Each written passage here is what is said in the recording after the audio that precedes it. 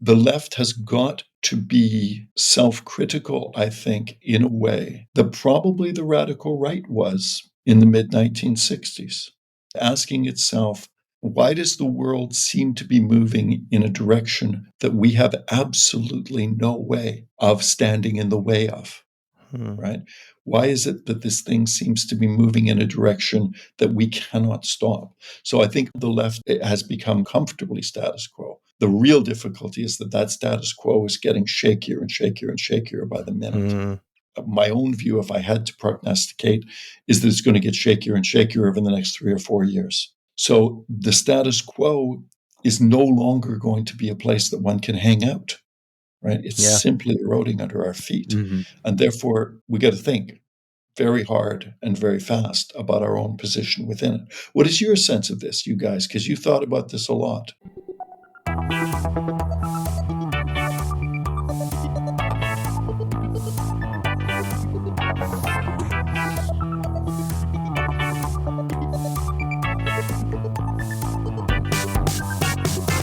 Milan ou Tripoli, Vilnius ou Benghazi, Paris, Moscou, on fait le boonga, boonga. Bangkok ou Bogota, Le Caire ou Jakarta, Gustavia, on fait le boonga, boonga. Stockholm ou Monaco, ou Montevideo, Oslo, Tokyo, on fait le boonga, boonga. Hello, everyone. Welcome back to BungaCast, the global politics podcast at the end of history. Listeners will know we talk quite a lot about the left on this podcast and occasionally about the right, and it's that latter element we're going to be focusing on. Hi, George, and why don't you tell us who we're speaking to today? Hi. Yeah, we're delighted to be joined after some pre-recording problems, all caused by me, I should say, not by our guest, by Michael C. Williams, who is University Research Professor in the Graduate School of Public and International Affairs at the University of Ottawa and a Global Professorial Fellow at Queen Mary University of London. And today we're discussing Mike's co-authored book with Rita Abrahamson, Jean-Francois Drolet. Maybe you could just go through them. I can. Serjan Vucetic, Karen Narita, and Alexander Getchu. Yeah, I should have asked that. No worries. Because I'm such an Anglo, I mispronounce everybody's name. If well, it's not. You know, I mean, one's a Bosnian, one's a Romanian. So yeah, it actually adds to the book's credibility because there's a lot of different kind of sounding nations coming in there. I can manage Michael Williams, I hope. Anyway, the book is fantastic. World of the Right: Radical Conservatism and Global Order, which came out earlier this year on Cambridge University Press. Welcome, Mike. Really glad to have you with us. Thank you very much, both. It's a real pleasure to be here. Great. So first off, could you give us a little bit of background to the project? As Alex said, we often talk about the left on this podcast, but this is obviously coming at the right. How did you come to study the right? And do you think academia takes the political right this is, less seriously than it should? Wonderful questions. Thank you. And as I said, thank you very much for the invitation. We really first started looking at this question pre-Trump. For me, it came in part out of my interest in neoconservatism in American foreign policy. So obviously, back around the turn of the millennium, we had an intense interest and concern with the way in which neoconservatives were having an influence on American foreign policy. And so I became quite engaged with the way in which that part of the right was generating policy prescriptions, often quite radical policy prescriptions. And after the fall of that, and everyone thought that everything was going back to normal with Obama and all the rest of it, I continued to have an interest in what was going on the right. And one of the things that one saw there was a real tumult on the right, a question of how one dealt with a post-Obama politics and whether or not, in fact, American conservatism was in deep trouble. And one of the things that we began to see was a great intellectual ferment on the right that looked, we thought, myself, Rita Abrahamson, Jean-Francois Drolet in particular, thought did not really resemble anything that had been identifiable as post-war American conservatism, at least certainly not since the mid-1950s. And so we began to look at this, and it turned out that we were simply historically lucky or unlucky, depending on how you read history, lucky analytically, probably unlucky politically, in the sense that this turned out to be a bit of a coming wave. And so what began as a historical interest in American paleoconservatism clearly all of a sudden morphed into a wave that we were seeing of much different right-wing thought in the United States. And that was ramped up, obviously, by Trump 1 and has simply gone on ever since.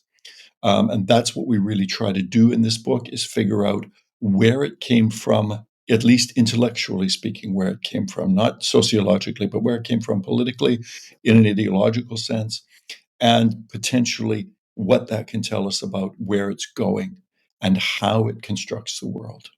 When you say something put you on to or kind of awakened your senses to something new going on, you're referring to the Tea Party or something else?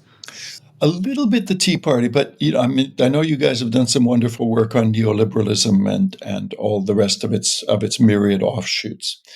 I mean, so the Tea Party was still relatively recognizable, to me at least, as some kind of a free market form of American conservatism that wasn't that different from, let's say, a radicalized version of Reaganism, right? If we go right back to the Reagan-Thatcher era. What we really thought we were seeing was the emergence, and this came out of an interest in paleoconservatism, so way back to people like Paul Gottfried, who is still alive, Sam Francis, who's been dead for more than 3 decades, Pat Buchanan, one of Reagan's most controversial lieutenants, that we were seeing certain attempts to revive what Gottfried calls the old right, right? That is, ideas that had long been cast out of American conservatism, that had really lived in the wilderness, if they had lived at all. Many of the people involved in them thought that they were actually dead in the water. And then the question became, what was the chance that some of these things would get picked up? What was the chance that these provided an alternative for people who were interested in them? And so one of the things that was, for me, most interesting about the paleos was their unremitting hostility towards neoconservatism and indeed towards neoliberalism, right? As I often say to my friends on the left, if you guys think you hate neoliberalism, go and talk to a paleocon. These guys really hate neoliberalism and neoconservatism.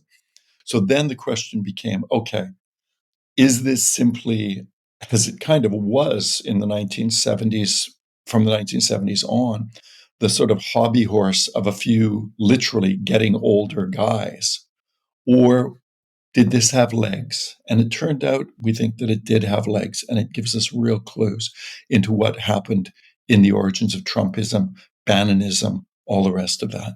Yeah, definitely. I guess the second part of the question, I do want to push you on this a little, is, you know, do you think academia takes the right as seriously as it should? I think, you know, there is perhaps a tendency in some places to sort of dismiss Trumpism as incoherent, dismiss the right as, in some ways, you know, parasitic on the left. The left proposes things, the right just responds to it. There's not that much of intellectual interest there.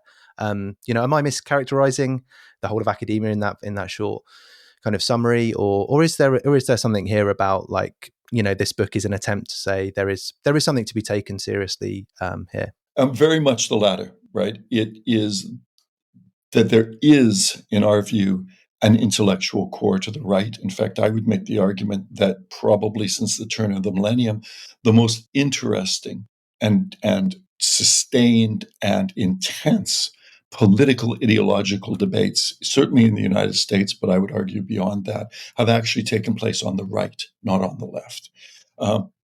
Until the last couple of years, I think you're absolutely right. This is something that academics have largely ignored. And part of the project of this book is to try to say, we have got to get beyond a series of prejudices here about what these people are all about, right? There is an intrinsic, almost kind of Bourdieusian, deeply ingrained sensibility amongst academics that the right can't have any good ideas, that it can't have serious thoughts, that it can't have intellectual legacies, all of which are wrong. And we ignore those at our peril, in part because those are legacies that are being mobilized systematically, in part because these are people who take ideas, I would argue, more seriously than the left has taken them in the last 20 or 25 years. And I think what we're seeing, in all honesty, is a period of time in which actually, if we think about this as a war of ideas, which they do, they're winning. Right? The right is quite simply more effective than the left at the moment, and they're more effective not only organizationally, that's the easy excuse. They're more effective intellectually, ideationally, and ideologically.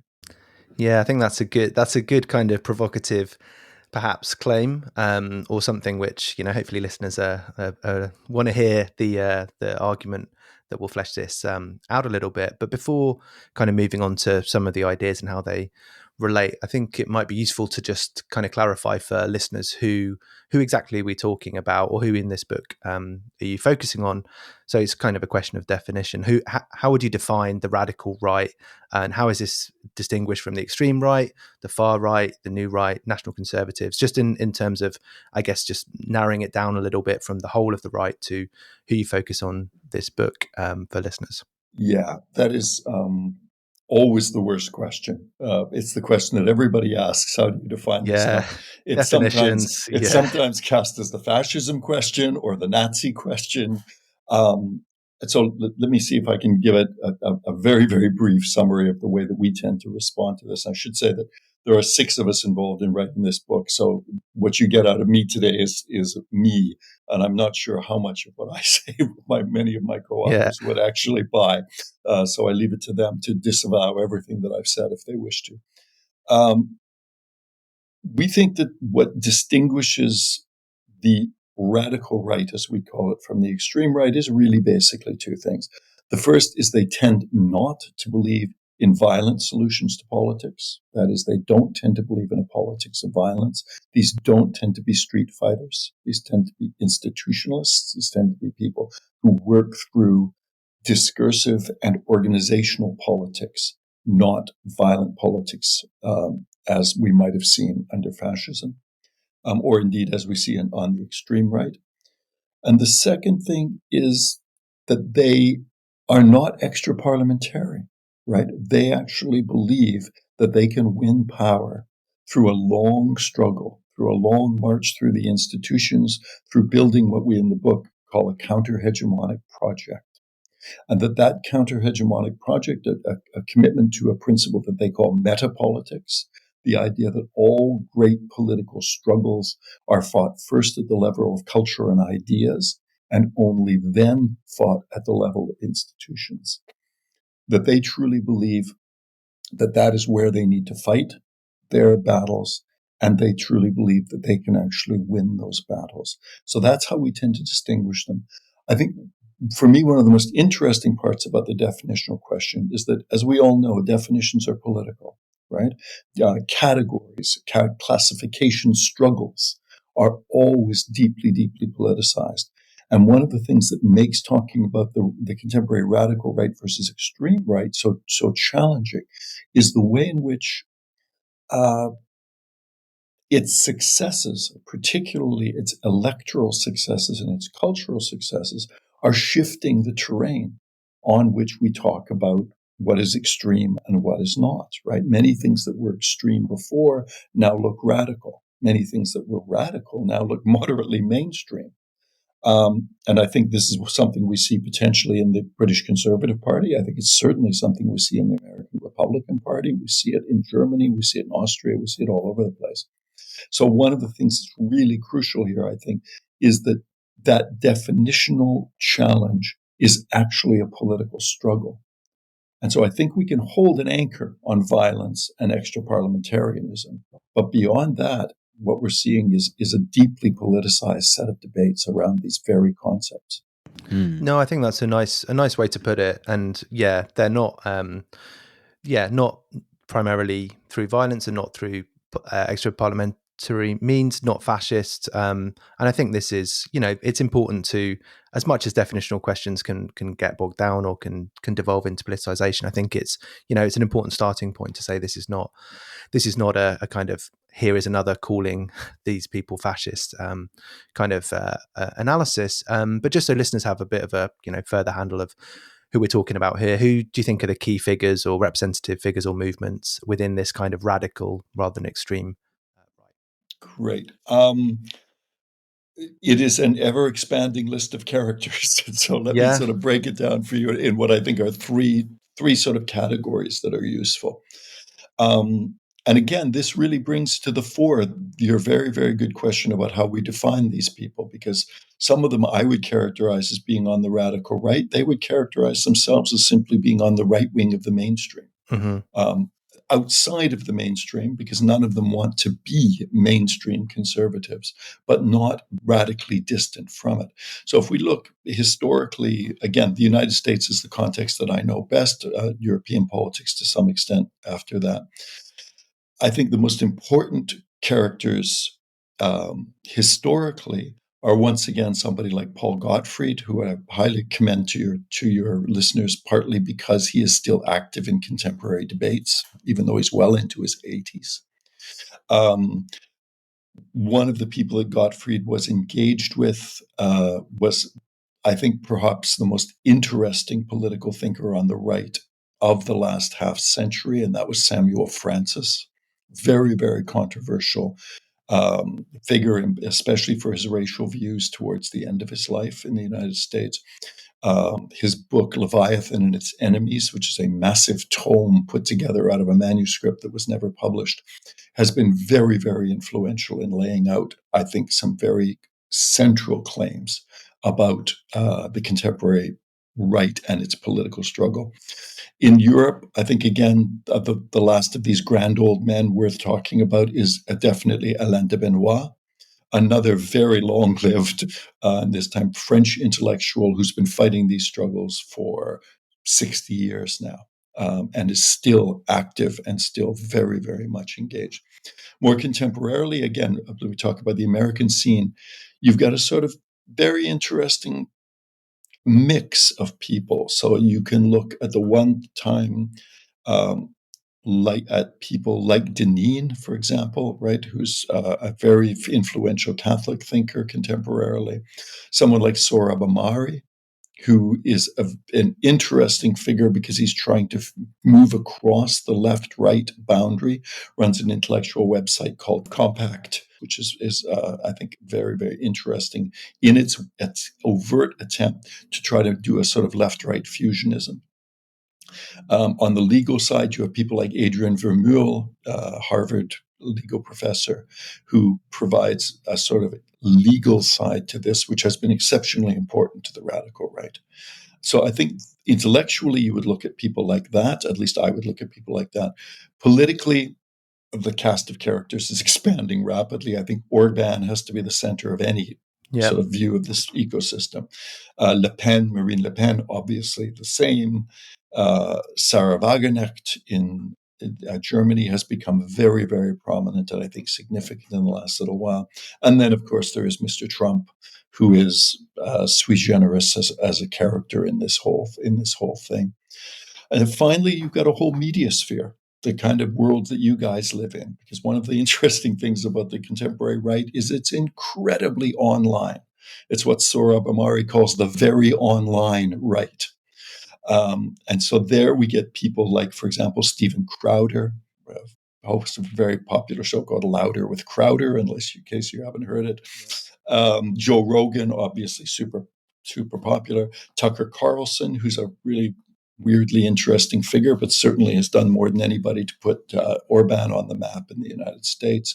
And even somebody like Steve Bannon, who, despite his current incarceration challenges, is very, very much, again, for your listeners, if they're not familiar with these people, Bannons War Room is definitely worth a listen to if you want to have some kind of a pulse on what's going on. Yeah, it's interesting and very heterogeneous list, and we've had Sohrab on the pod, of course. Oh, I didn't know that. Yeah, no. So I mean, it's a definitely, you started with talking about the tumult and the kind of intellectual vibrancy, and there's a lot of different ideas, and I think even if people might not, or listeners might not be politically aligned necessarily with everything there's certainly not a lack of ideas. But Alex, you had a question on the Well, kind of the global aspect of this as our yeah, I mean, kind of you global correspondent from Latin America.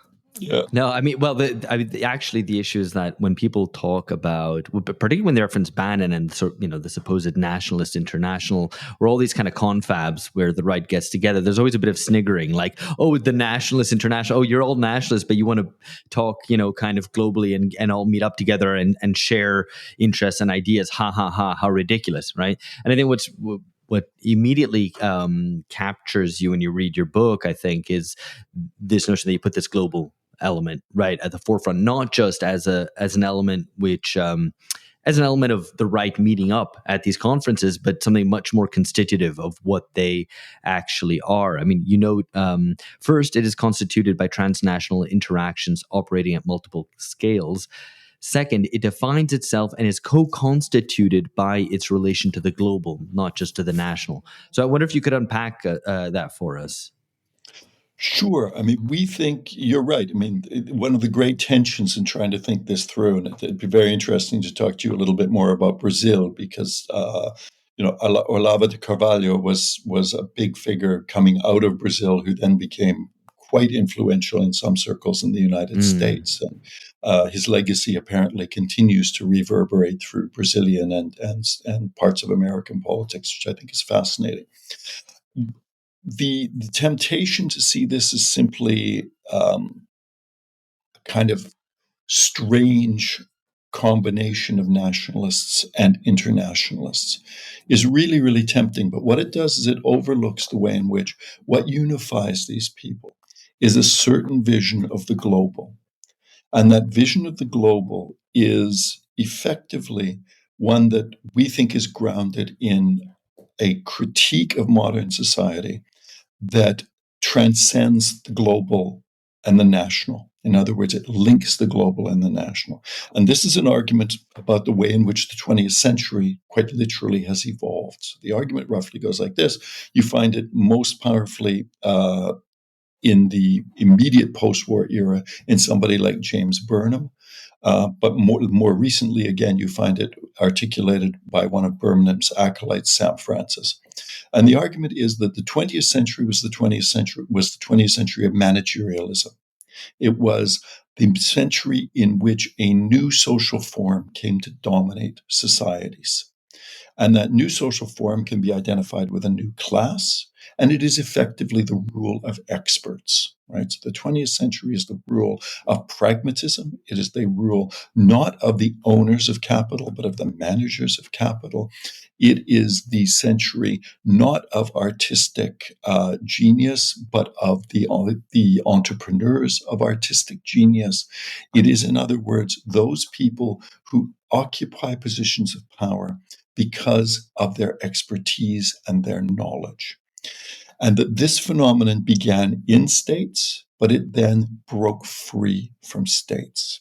And it came to form not only transnational social structures of new classes, but also became internationalized in international organizations, in global corporations, in the World Trade Organization, all the rest of it, right?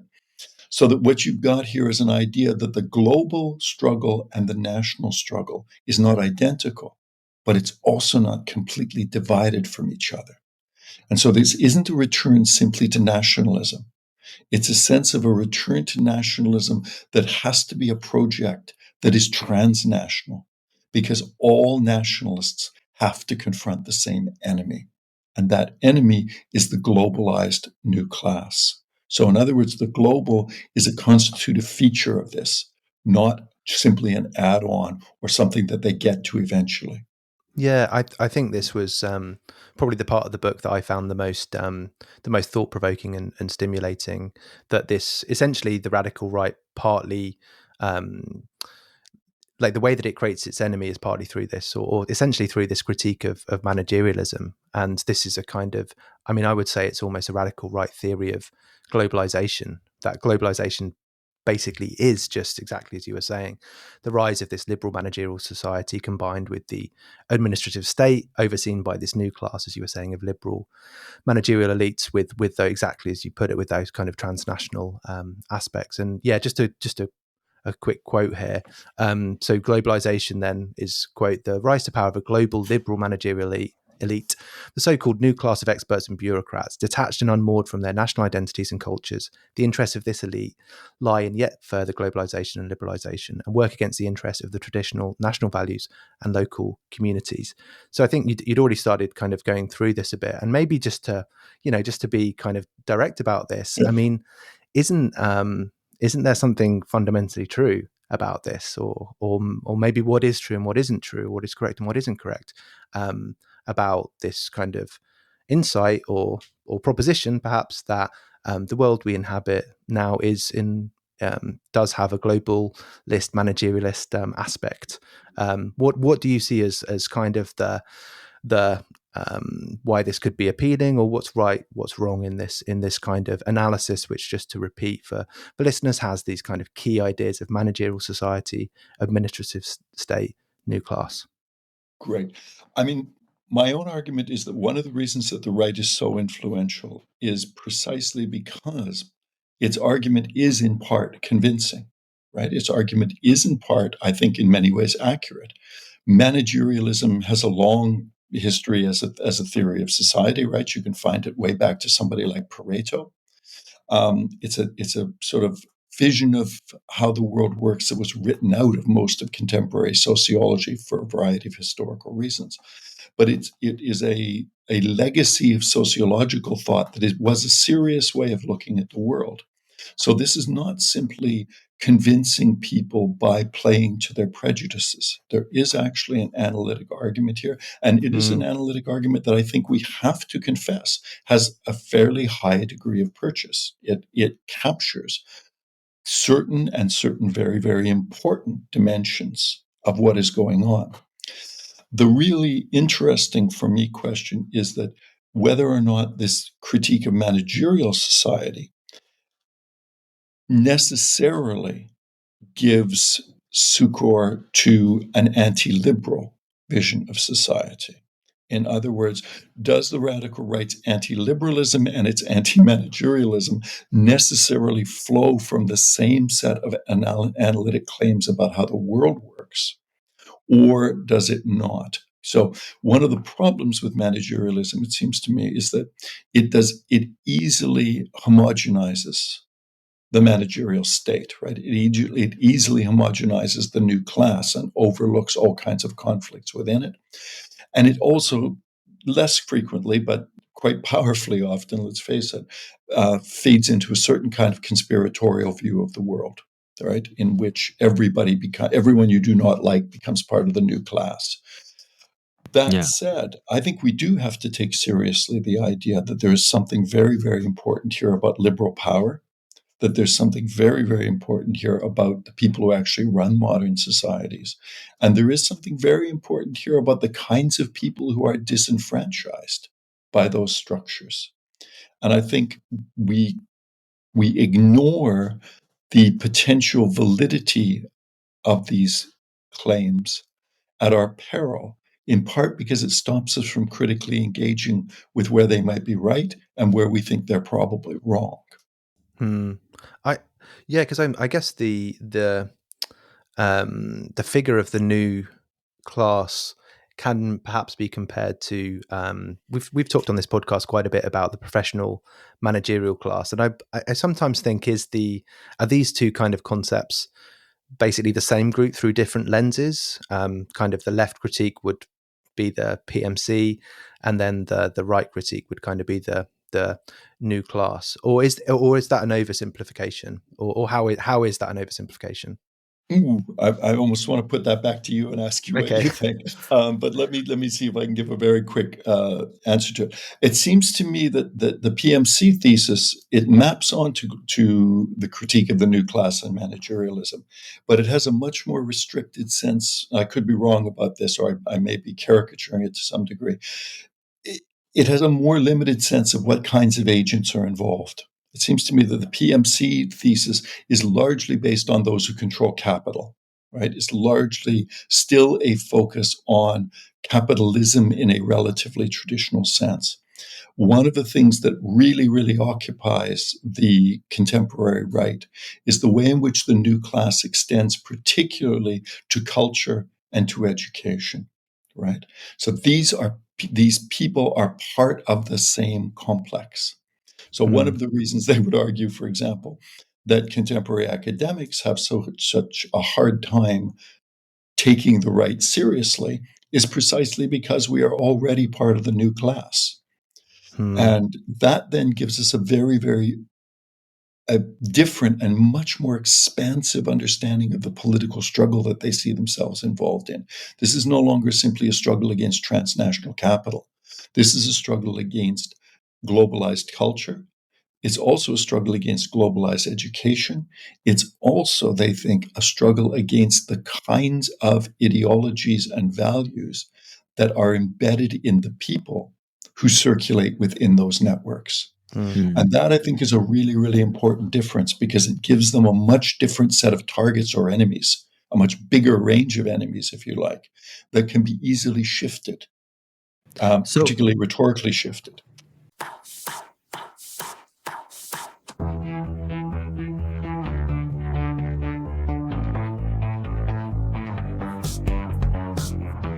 So, I mean, how would you distinguish your understanding of the new rights critique, or the radical rights critique of the new class, from mid 20th century or early 20th century radical right critiques of deracinated, cosmopolitan, eventually Jews?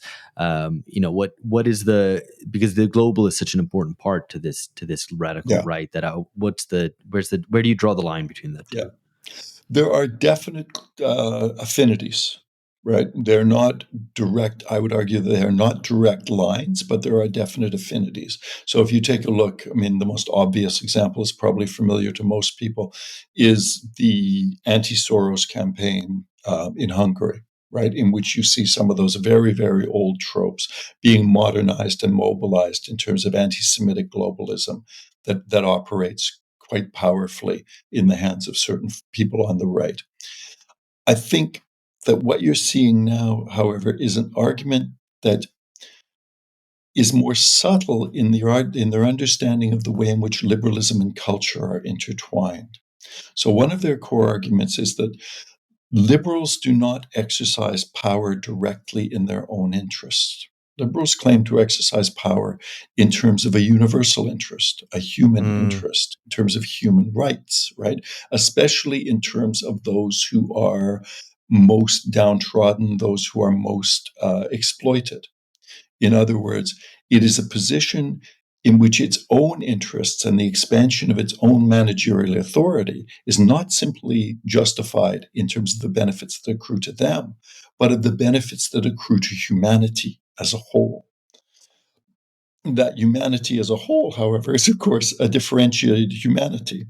If you're going to argue on behalf of the excluded, you have to make an argument about who excludes. And for the radical right, it turns out that the people who exclude are almost systematically targeted by liberals as those who advocate traditional values, those who occupy national kinds of structures rather than transnational structures, those who value local or particular values rather than universal values. And so what you get, once again, is an ability to articulate this structure of oppositions through a much wider cultural range, I think, than one that tied it simply to, for example, anti-Semitic tropes. Although anti-Semitism is still a strand here that can most definitely be mobilized by different people at different times. I'm not sure if that makes sense, Alex. Does that accord with your view? Yeah, I don't know if I can exactly speak to my view, but I mean, I'm reminded actually to take an example of Vladimir Putin or the Russian Federation's announcement a couple of months ago that it was going to be providing assistance to foreigners wanting to escape from neoliberal ideals, and that it would be providing succor and indeed refuge to those who wanted traditionalism. And almost to the extent of polarizing the globe between, kind of neoliberal globo homo, as some prefer to say, versus the, kind of traditionalists, who would find, refuge in Russia. And it's kind of a bizarre kind of global polarization and globalization of these oppositions, which again don't concord with those of kind of early 20th century anti-Semitism, I think. Yeah. So just to, I guess, build on Alex's reference there to tradition. So if, because I guess I'm trying to build a bit of a picture here for listeners, of, some of the concepts that you in the book you explore as being particularly central to this kind of quite heterogeneous kind of group of movements in different countries, different places. So you have kind of the global administrative state, the new class, managerial society. These are, I think, really core, really central. Yeah. But what else would you put kind of really towards the center of the kind of cluster of concepts that these groups tend to, or these thinkers or movements tend to put forward? Would you put ideas of tradition and reaction to the Enlightenment as equally important as the critique of managerialism to the radical right, or are there other kind of, if we're making a short list, kind of like almost a checklist of like these concepts, this means it's a kind of radical right vibe. What would you in the put right at the top of the short list? I mean, one of the, as a catch-all category, but again, this is not a category that is limited to the right. What almost all of these people are after is a post-liberal politics, right? What people on the right are after is also, to some extent, a post-mainstream conservative politics. So if we take a look at mainstream conservatism, traditionally it's the idea that what does a conservative seek to do? Well, above all, it seeks to conserve, right? It seeks to conserve what is, or at least the good elements of what is. One of the things I think that makes the contemporary right so radical is that its argument about liberal power and its argument about global managerialism means that there are relatively large parts of modern society that aren't worth saving, right? Parts of modern society, in fact, maybe even most of modern society, is irredeemably corrupted. And therefore, what you need to do is turn to much, much more radical intellectual traditions. This is not Edmund Burke, right? This is most definitely not William F. Buckley. This is back to conceptions of radical modernism that we find in, or reactionary modernism that we find in the 1920s in Germany in particular. Thus, that would be one of the things that I would look for. So you see a revalorization of a whole series of figures from there, Spengler being only one of them, right? And a whole series of people out of the 20s. You also get a real interest in a revivification of tradition, not simply as the lived experience of people as a particular place and time, but in fact as something deep structure in the human. So the idea that there are traditions that echo something ontological about human beings, and that this is what one needs to recover. So one does not simply try to recover the 1960s or 50s. What one tries to recover is a deep sense of meaning to the world and to individual lives and collective life that modernity has simply swept away. And that has all kinds of different articulations. Come back to Mr. Putin and some of the people around him. They find it in certain conceptions of orthodoxy. People like Alexander Dugin, one of the prime ideologues of that argument, will also argue that you find it in certain kinds of traditionalist Islam. So he will argue that there is, in fact, no reason why Russia and large parts of the radical Islamic world should not be aligned in their battles against global liberalism. You find it in certain forms of Catholicism that are seeking to move back towards quite old understandings of the traditions. And so I think tradition, again, the key thinker here, if there is one, because it gets very, very tricky, is probably Julius Evola. The key argument is that the tradition with a capital T is something that one needs to recover and almost excavate from underneath 350 years of liberal detritus.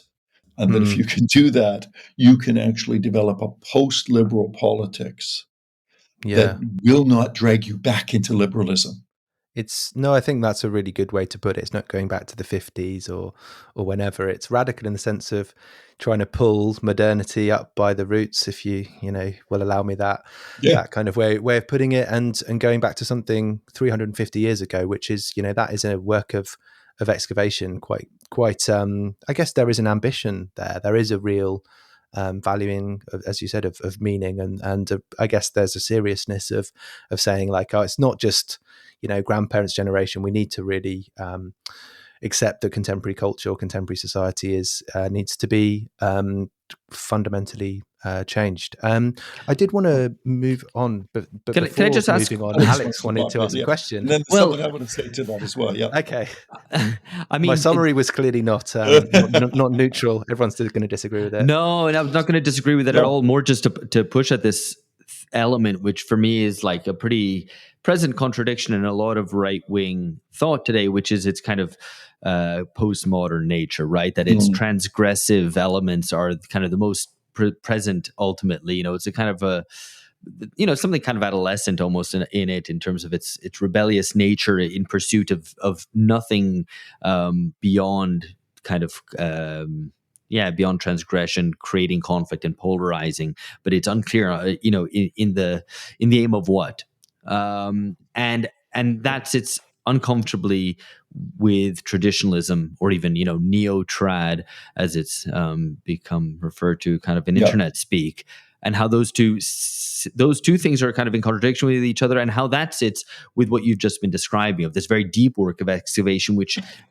is much more explicitly reactionary rather than conservative. In fact, it deals with the fact that traditional conservatism is impossible today, and you need to be deeply reactionary, which thinkers in the 1920s thought as well. But I wonder how all these maybe three elements sit together. Kind of the transgressiveness, the neo-trad, and the kind of much more perhaps clear-sighted reactionaries who recognize the impasse and the impossibility of conservatism. Yeah, great question. I mean, one of the things that I find most intriguing, and again, this doesn't characterize the entirety of the intellectual landscape of the contemporary radical right. It's you can pick and choose this stuff and find all kinds of different things depending on where you go. But one of the most fascinating things is precisely its sympathy towards certain postmodern understandings of the world, right? Particularly towards a postmodern sociology, in the way in which the argument being that postmodernism reveals the basic contingency of everything, right? And that postmodern society brings human beings inevitably, inescapably face to face with that kind of relativity and contingency. In other words, is no longer simply an intellectual question or a philosophical question. It's an everyday lived experience for people. What the right likes about that idea is that you can then radicalize it into making a different world an act of overt will and construction, right? It is a kind of radicalized construction, if you like. And so their argument is that that postmodernism is great in some ways, but it loses its nerve, and it ends up falling back into a kind of weak liberal differentialism, right? Or into simply a commitment to something different without having any idea what that different might look like or how you might judge it. And so then tradition becomes something that a radically postmodern understanding actually can have affinities with rather than being in contradiction to. And that, I think, is one of their most interesting moves, because it allows them to make an argument here that their kind of conservatism is in some ways an argument. I know you guys have this idea of the end of history, right? That it is this moment in history when the radical right actually now has its time, right? Mm-hmm. Modernity is not simply exhausted like it was claimed to be in the 20s. It has now self-destructed, if you like, or better, self-deconstructed. And then the question is, who's going to step into the breach left by that self-deconstruction? Mm. And their argument is, we're the guys. Well, I think the starting point of the exhaustion of modernity is again, I think it does show a boldness or a reckoning with with what is the current historical moment, even if there are I should say, as much as the end of history is a great frame, there are others available out there as well.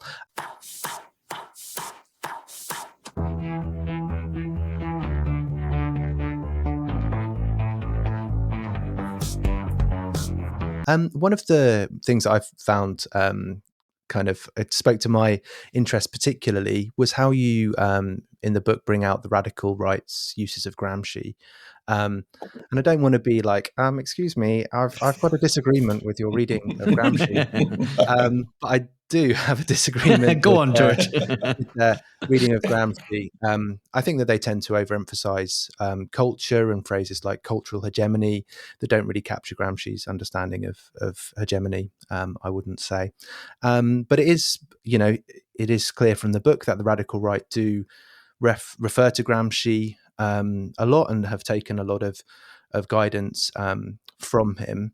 Is it too simple to say that essentially the guiding principle of the new right strategically, because we've been talking maybe about some of the ideas and now kind of onto the strategies and what they do practically, is this kind of infamous Breitbartian maxim that politics is downstream from culture? That's the kind of, they boil Gramsci down from a kind of gravy to a very rich jus or whatever it would be, and this is their kind of maxim thing that they would kind of print and put above, put on their hand to just always remember to do this. Is this do they take more from Gramsci than this, or am I kind of do I maybe have a point?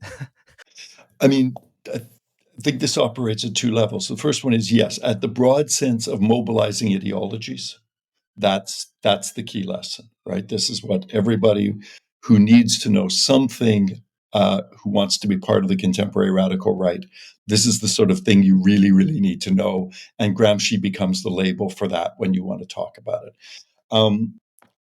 Of all the things that are in the book, the thing that most exercises our friends on the left is actually the Gramscian stuff, because they go, this cannot be, and if it is, it cannot be right. So our argument is not necessarily that they are good or consistent Gramscians, but that at a very minimum, they do exactly what you said there. At a more maximum level, that they would argue that Gramsci's problem was that he was too tied to a particular understanding of the way in which class formation and class structures were evolving in 20th century capitalism. And managerialism gives you a very, very different understanding of that class structure. And that therefore, they would argue, I think some of them certainly, that there is a material basis to their argument, not simply a cultural basis, right?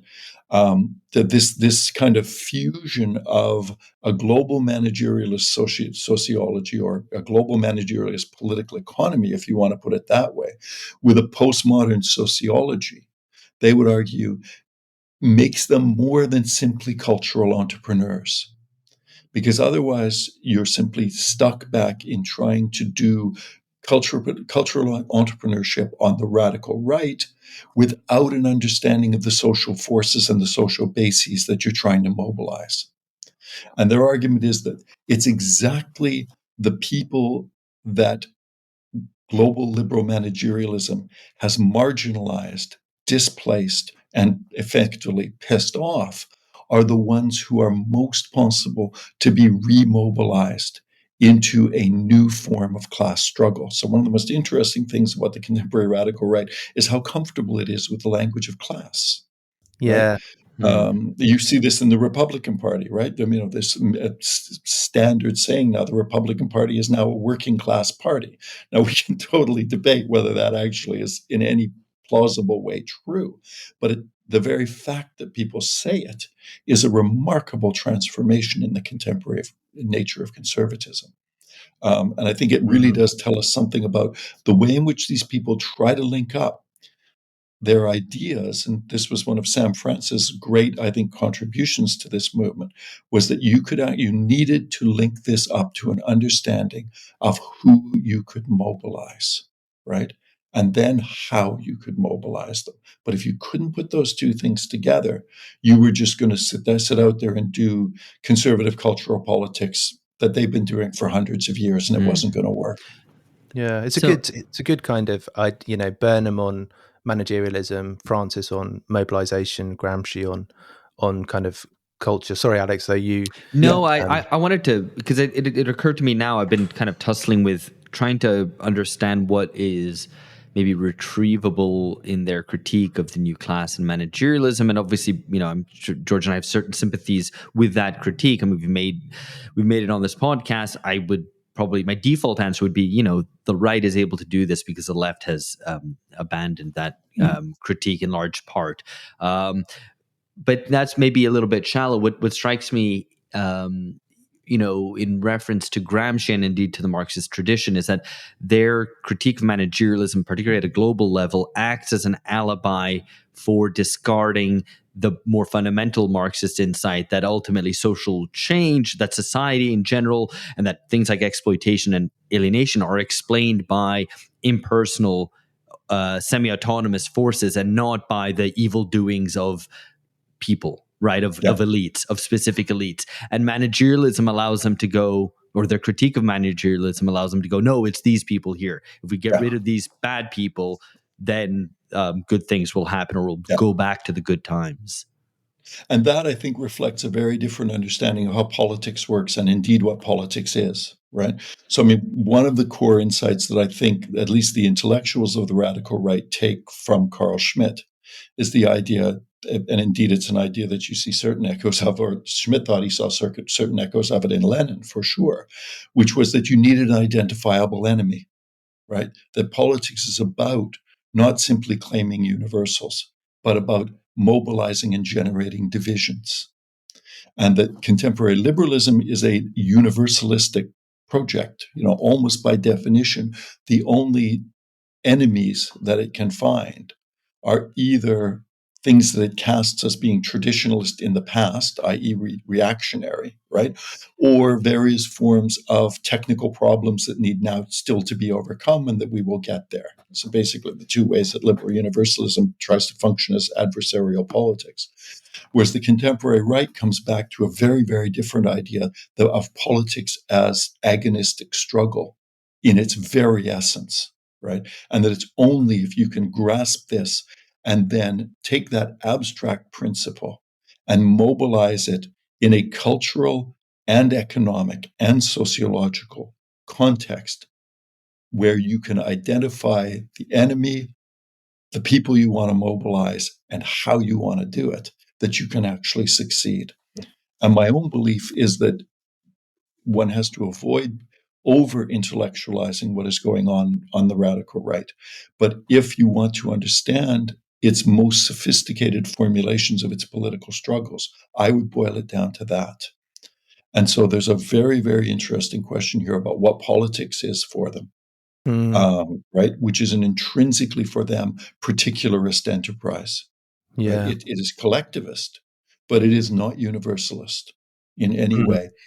So one of the things we were talking a little bit earlier, George was saying about traditionalism. This is, I think, very, very important. For example, when the radical right talks about Western civilization, it does not mean liberal human rights, right? It does not mean the kind of post-war visions that came out that supported around that kind of struggle against the Soviet Union.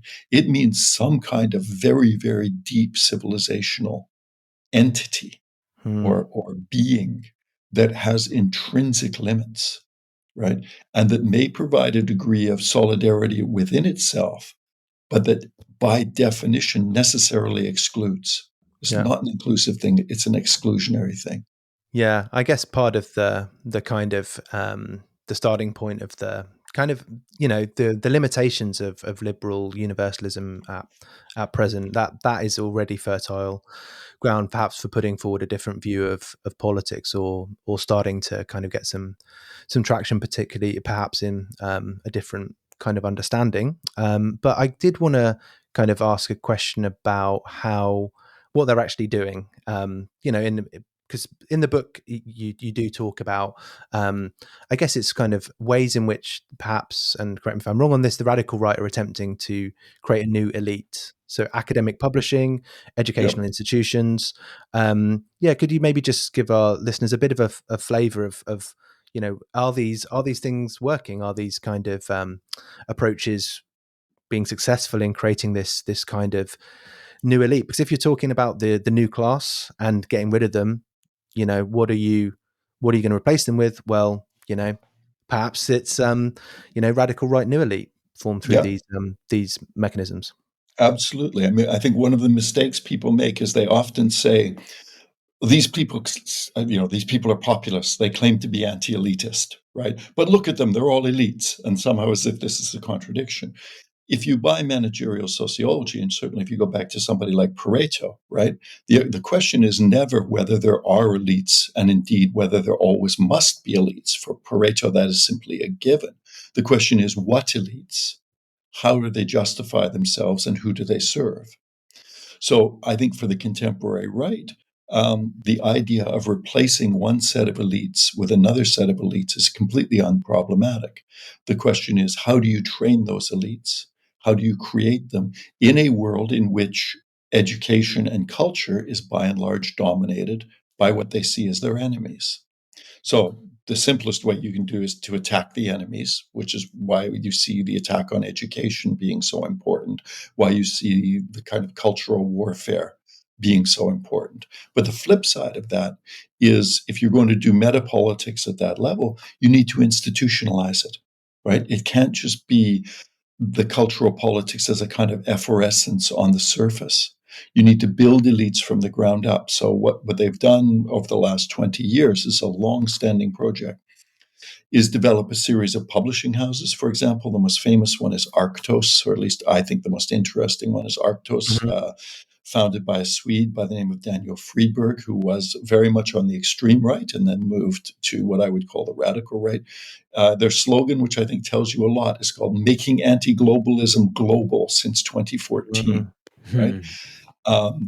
They know what they're doing. So there's a whole series of publishing houses, various attempts to generate certain kinds of cultural uh, product, for lack of a better word. Humor is very important to it. Infotainment is very important to it. This is the one dimension I tend to resist reducing these phenomena to the emergence of the digital age. There's no doubt that the digital age is important. And I think it's at this level of cultural diffusion that the digital age is probably most important of all. But then you see them also developing much, much more traditional ways of generating traditional elites. Universities in particular. Hungary has been very, very much the leader in this. The Yep. Orbán government Yeah. put together something called the Matthias Corvinus Collegium, which is, looks for all intents and purposes like a normal university, but which has a very, very distinct political Mm-hmm. project. Things like the Danube Institute, which is a more think tank attempt to contest liberal knowledge about how international politics, and particularly in the Hungarian case, European politics works. For those of your listeners who know their left-wing politics, I find one of the most fascinating things that the Matthias Corvinus Collegium has just started a new think tank in Brussels. It has done, like all think tanks do, hired a research director, and that research director is a man by the name of Frank Ferretti, who many of you may know was the de facto leader of the Revolutionary Communist Party of the UK for several decades. Right. So what you get is a very, very interesting fusion here of different dynamics. You see Marianne Maréchal in France, the niece of Marine Le Pen, sometimes seen as the successor or the potentially the assassin towards Marine Le Pen. There's a sort of Mm. Game of Thrones thing going on there. Yeah. But one of the first things she did was start a finishing school for conservatives in Lyon, the Institute for Social Sciences, Economics, and Politics. Again, with an explicit idea that you will use education not simply to conduct counter-hegemonic ideology, but to train people to move into institutions so that you can transform those institutions. In the Yeah. United States, one of the most interesting of these is a little place called Hillsdale College. Yeah. Right? For those of your listeners who know the current machinations in the Trump administration, when Stephen Miller lost his job when Trump got thrown out of power the first time, he then went and hung out in Hillsdale College's Washington, D.C. outpost. So what you're getting here is an ecosystem in which people move around. The radicalization of the Heritage Foundation in Washington, D.C. is one of the most significant parts of this, because Heritage is by far the richest and most influential think tank in Washington, D.C. Yeah, I think the book does a really good job of, in fairly, compressed way of really kind of capturing some of these institutions and how they, I guess, are exactly doing that, creating that new elite.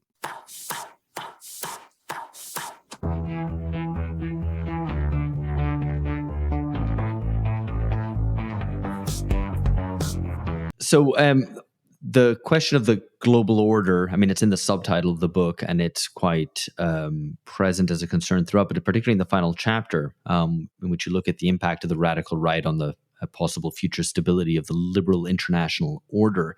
And what I wonder is, is the radical right just parasitic on the breakdown of the unipolar world, and probably in a more fundamental way, the breakdown of liberal universalism and a shift to a more cynical world of multi-power, great power competition with no real greater meaning beyond that. And it's just kind of parasitic on this world of, a kind of a cynical world. I mean, in the terms that Zizek has actually written about. Yeah. I mean, so one of the real questions there is to what extent is it an agent, or is it simply a symptom of those two things, right? I don't think there's any doubt, and I think its major figures would not contest the idea that their historical moment has come, right? That to some extent it was the overextension of liberalism, it was the pathologies of liberal modernity, it was all of those things finally coming together to create a moment. But then the question becomes, who steps into that moment?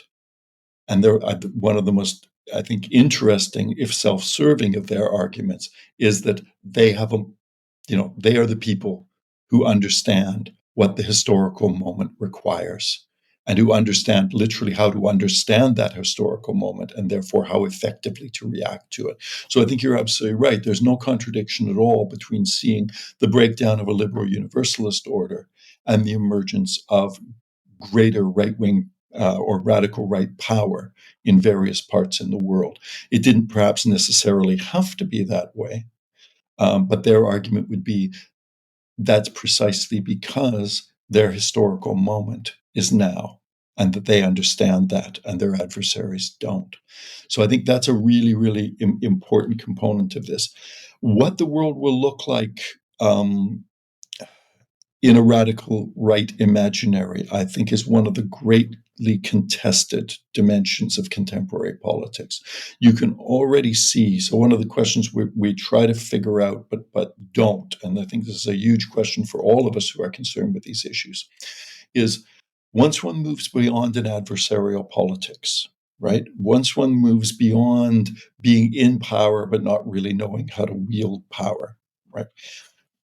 Once you are to a position where you are, as somebody put it to me earlier today, quasi-hegemonic, right? In other words, the battle is half won.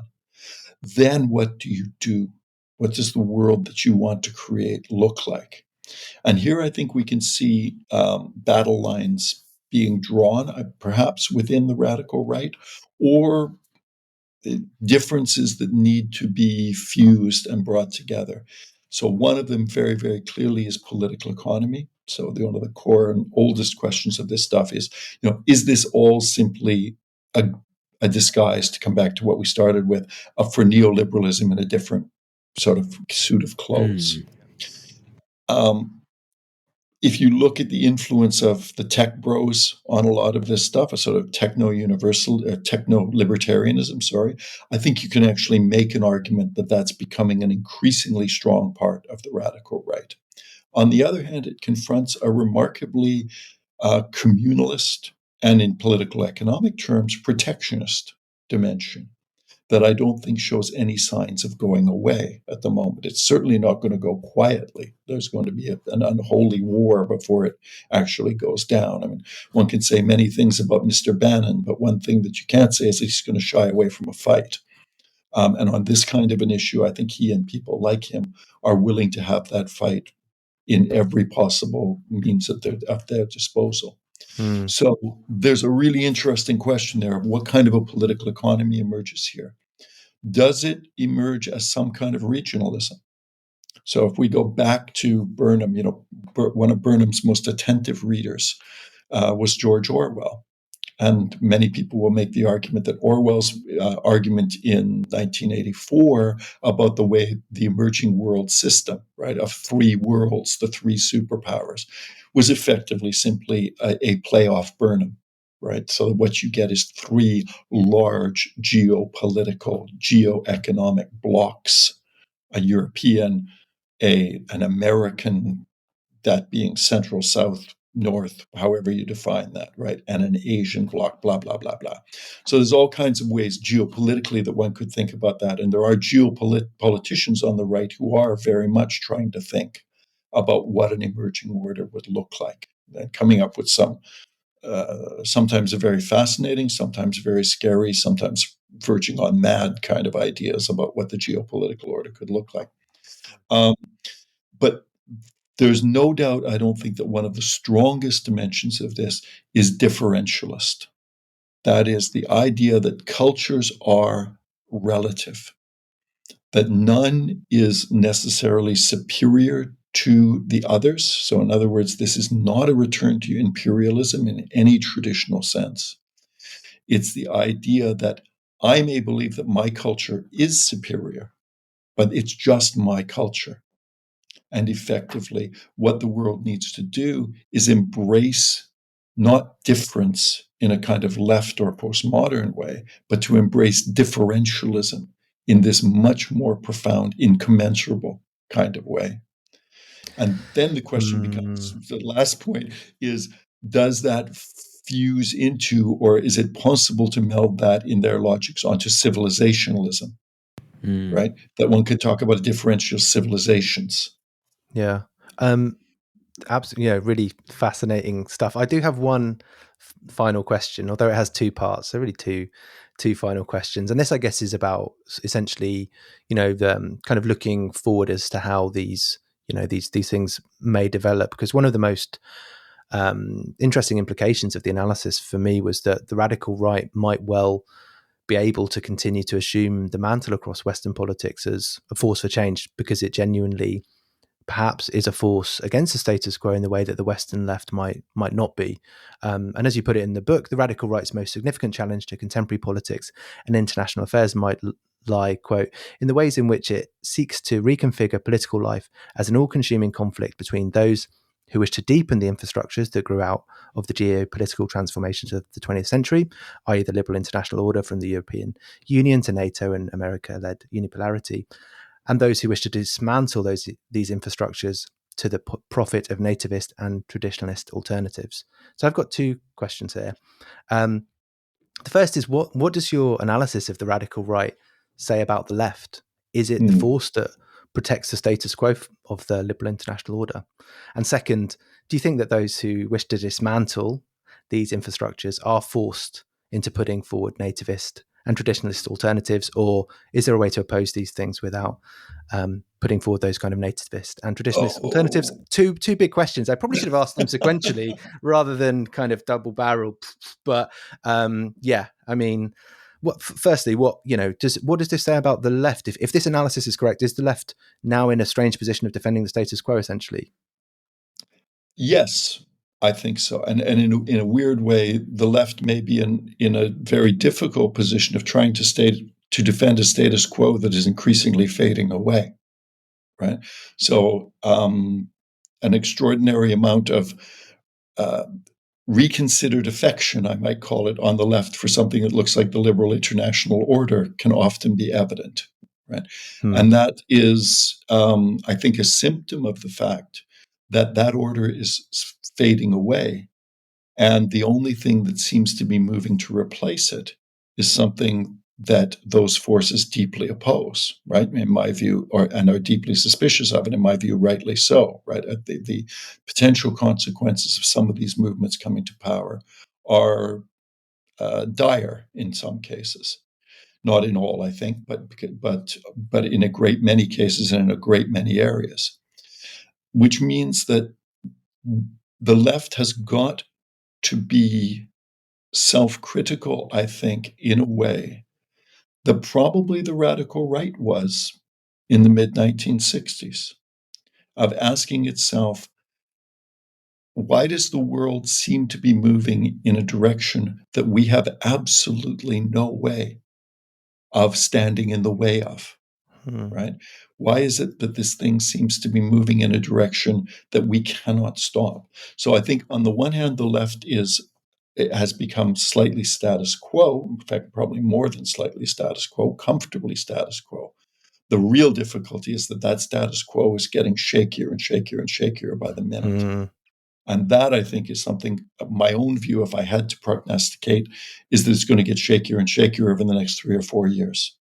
I would not be at all surprised to see, in fact, this I think is fairly conventional wisdom, to see the right come either to power or near power almost all across Europe in the next 5 years. The Trumpian movement in the United States seems to be deeply solidified.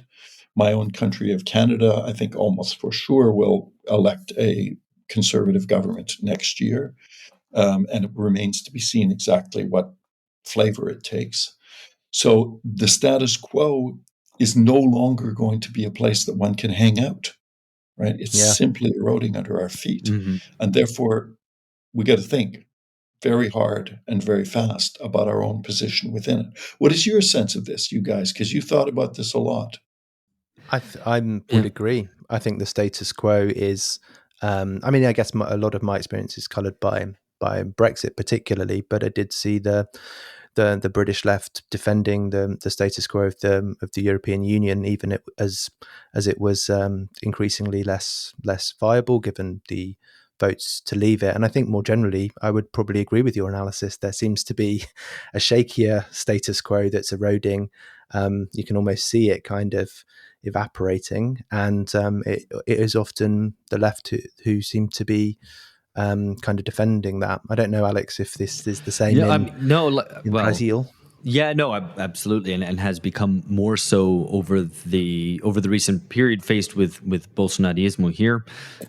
Also, the left has tailed in behind defense of democracy, which is, I mean, the correct position, absolutely, but it's such a thin defense of democracy, or defense of a conception of democracy, which is a very thin one, as institutionality, which is precisely the problem. Because, you know, talk to people, and I think this is in part kind of my answer to your question, is that when people, you know, you talk to people and they say democracy, and they understand that to mean the regime. So if you're defending democracy, you are a conservative because you are defending the regime, and I think that's deeply problematic. So I mean, I also agree with what George said, in that I was being asked about our book, which now came out quite a couple of years ago now, yesterday. So I was trying to kind of recall what the kind of the fundamental arguments were.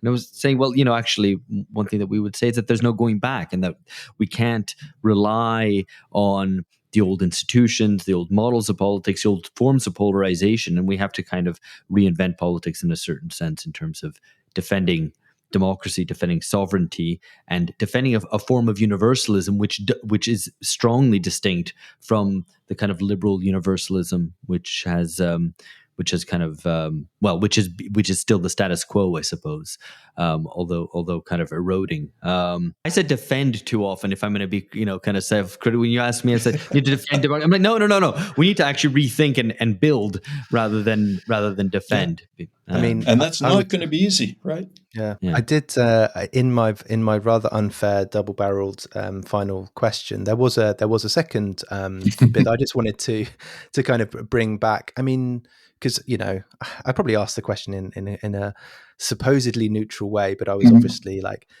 for those of us who may wish to dismantle these infrastructures, Yeah. i.e. those of us who may be against the European Union or want to Brexit from NATO. Do you think that we're forced into putting forward nativist and traditionalist alternatives? Or, I mean, given whether, we're just talking about the left defending the status quo, is there any space for that kind of, I guess, radical approach to be taken up by the left? I mean, is there any way this managerialism or this kind of this attack on European Union and NATO, for example, can be not nativist, can be not traditionalist, can be not radical right? Yeah, I would like to think so. And I do think that there are potentialities for how to generate a politics that would be adequate to respond to the contemporary situation without falling back into a liberal universalism that I think is increasingly unviable. The left has always had a problem, and many times it's a good problem to have had. It's always had a problem with particularity, right? It's a good friend of mine, Richard Wynne Jones, has tried to convince me for 30 years now. The big problem with the left is it's never been able to think the nation properly, right? It's a fundamental question about what does left-wing nationalism look like? What could it look like? What would it look like?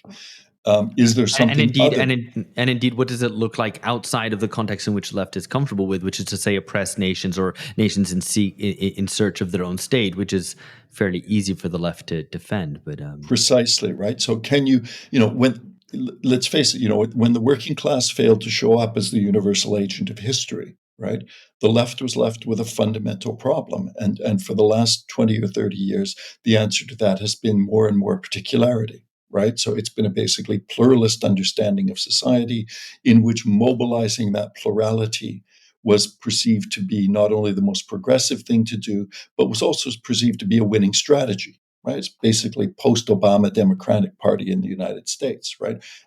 We need to bring our communities, as many people in the Democratic left in the United States call, we need to bring our communities all together into some kind of a matrix whereby we can win this election. Where the problem is that rarely does the language of our communities transcend into a community that might extend to more than simply that possible web of alliances. And I think the electoral weakness of that kind of an approach has really been shown. The real challenge is going to be, therefore, to all kinds of really deeply embedded ideas about what a left-wing politics is. But I don't think that there's any choice to having those debates anymore, because the barbarians are at the gates, right? As we tried to talk about here, they're not actually quite as barbaric as they think they are in terms of their ideas and their strategies. But the outcomes of some of these political transformations may in fact be particularly unhappy in a lot of ways for a lot of people. And so it's no longer an abstract question about whether the left can or should have these kinds of debates or whether it's unethical to have them. It seems to me to be an absolute political necessity to do so. And the interesting thing for me is that's very, very much like the argument that people on the right made in the mid to late 1960s, that if we do not have these kinds of debates, we in fact are doomed to historical obscurity or to being just useful enemies for a dominant power. Yeah. A great note to finish on. And just to say, Mike, thanks so much for your time and thanks for joining us. Thanks very much, guys. I wish we had more of a chance to have a conversation. I thought maybe I talked too much, but no. We can continue, or maybe we should do this another time.